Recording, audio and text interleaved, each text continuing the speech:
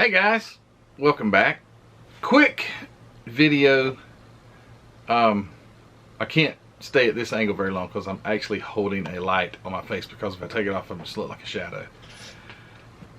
I was packing up for Acme. I'll turn the camera over there in just a second. Let you see I got them all put in the box. But there, so I was going through my kits and just trying to decide which one to take with me, which ones to take with me. I passed by several that I'm sure people would at least like to look at. Not that I don't have anything like seriously for competition, but just for the pleasure of putting them on the table. Somebody mentioned my Gangbusters car. I'm like, you know, I didn't even think about that. The old Gangbusters 27 Lincoln right here. So I just wanted to revisit these two old kits, and I wanted to touch on there's the train. Do you hear it? Can you believe it? Anyway, I wanted to touch on a little bit more about the why we build what we build kind of thing, and talk about these two kits in that you gotta love living beside a train track. Let me flip the camera. Let me get behind the camera and we'll talk. He's still blowing outside, but anyway, he's about gone. Alright, so I got my cars put in here. Nice and snuggled up in here. I had to put one on top, and I'm gonna have to put another one on top, but let's see if I can get Mr. Kevin's car off the... Anyway, I'm gonna disturb some stuff. Anyway, I got it full of cars. I'll have to fix that.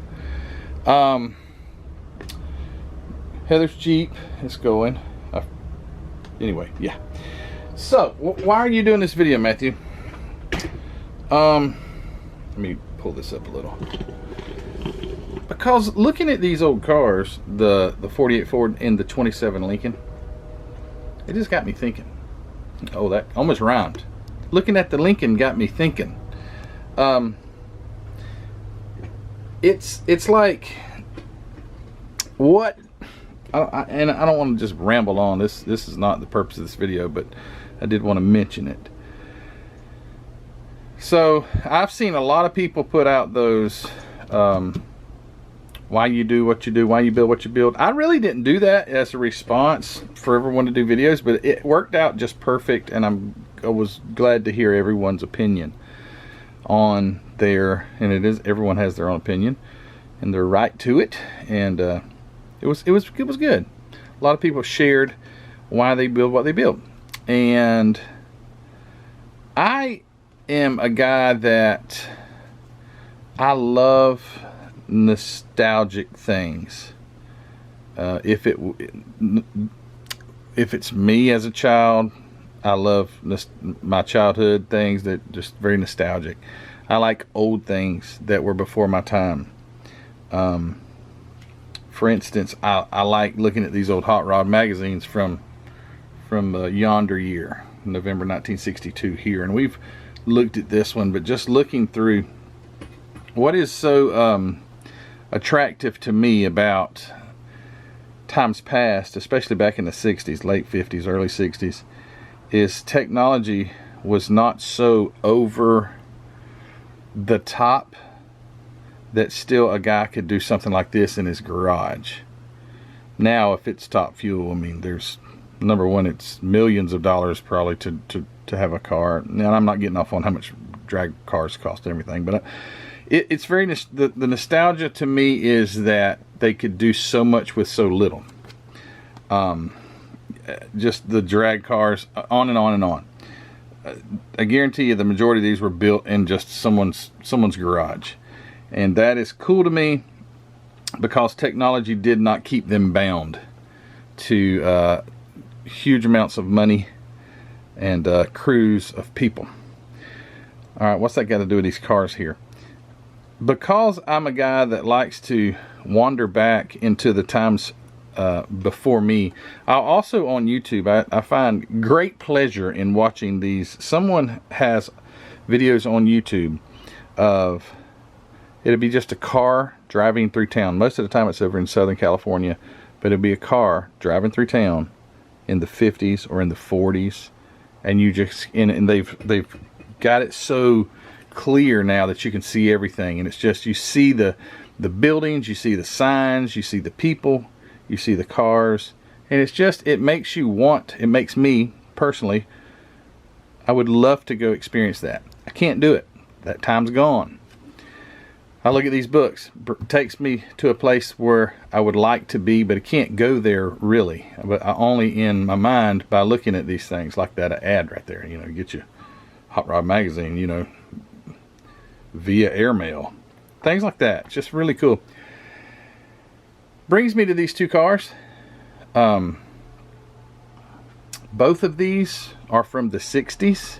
Both of these cars. George Woods sent me this one. Sean, the scale model car guy, Sean, he was at George Woods' house. He goes over there often, and George sent me this kit. It's from, I think, 1966, and I built it, and I absolutely loved it. Absolutely loved building it. It's not because it built any different. It's because I was building something that would have been around about the same time, you know, a little later than this Hot Rod Magazine, this time.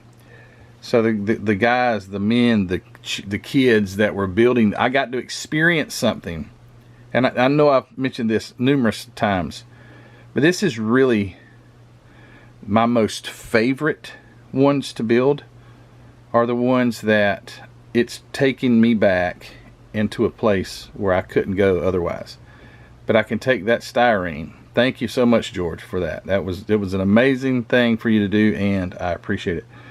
But to be able to take that styrene that was produced in 1966, 10 years before me. Okay, it's not quite as old as I'd like it to be, but anyway. And to be able to put it together and, again, experience what that kid in 1966 would have. Or this one in 1965. I built these. I've got a bunch of these now. I made a mention on my last video that it's just an awful kit, and someone mentioned in a comment, why do you say it's such an awful kit? Because I really enjoyed building it. It was very difficult, but again, it took me to a place where I could say, man, this is cool. This is something my dad would have done when he was a kid. You know, he would have built an IMC or something like that. So to be able to experience building something with such nostalgia attached to it, to me, is by far my favorite thing to do as far as building model kits. Well, Matthew, you're kind of weird then, because you don't even open your old model kits. I know, that's the hard part. George went ahead and opened this one. He was like, Matthew, I'm going to save you the trouble. He ripped it off like it was nothing. I've got enough of these now. I've got plenty of kits that I can still keep some in the plastic. But yeah, that's the thing. I want to build them. I want to open the old ones. I want to build them, but then it's like they're gone after that unless I have a stack of them. George sent me this and he says, build it. Don't let it sit there. And I wanted to honor George by doing that. But anyway, that's all I'm going to say on that. I'm going to take the camera now. We'll look at them again and talk about them. It's just, I just enjoy the old stuff. I enjoy building the old stuff. It's more difficult. The technology was not there, but it's fun. Like that Broham. Boy, was it a pain, but it turned out to be a nice looking car. So here's the old Gangbusters 27 Lincoln, the Gangbusters kit, and it's just a nice looking car. It really is. I think I'm going to carry it to, someone mentioned, why don't you take it to Acme? I don't even know why I passed it up. And got the Kissy Boy Clifton Smith made me some license plates, and I got them on there.